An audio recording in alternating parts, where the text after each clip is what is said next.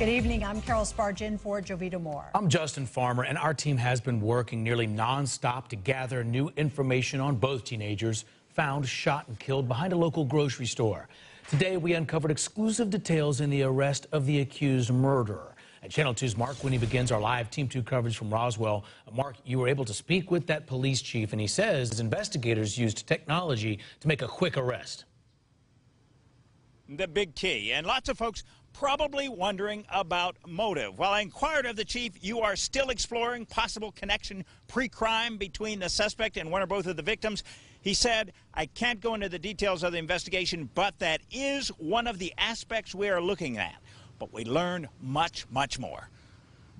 Actually, there were two crime scenes, and we were able to identify one phone number to both scenes. He says his investigators hit the homicide hard, fast, and thoroughly. Consider this the inner sanctum. From the time the bodies were found until the time we had the suspect in custody, it was less than 48 hours. And during that time, there were several detectives that either did not sleep or only slept for just a few hours.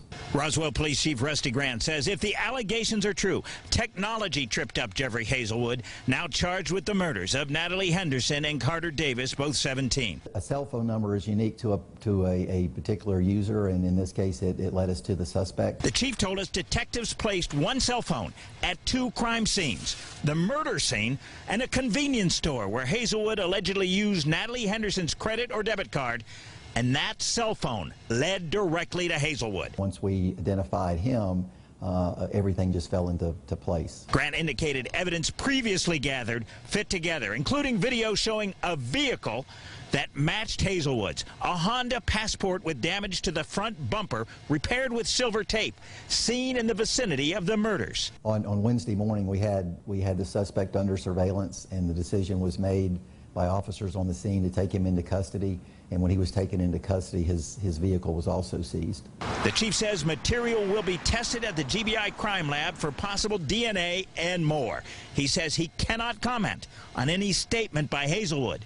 He says even if they snuck out of the house to meet, nothing has surfaced to change his perception that the victims were both fundamentally good kids. The chief told us they've executed numerous search warrants on homes, vehicles, cell phones, individuals, and called in the GBI to assist. He said the PD works very closely on cases of this magnitude with the Fulton County DA's office. Now, the chief told me the murders probably happened close to 3 a.m. Monday. And remember this quote, nothing good happens at 3 a.m., and perhaps parents can use this as a teachable moment. Reporting live in Roswell, Mark Winnie, Channel 2 Action News. Here a picture of the SUV investigators say the suspect was driving the night of the murders. They want to know if anyone saw it near the Publix where the shooting happened. If you saw it, call Crime Stoppers, 404-577-TIPS, 404-577-8477.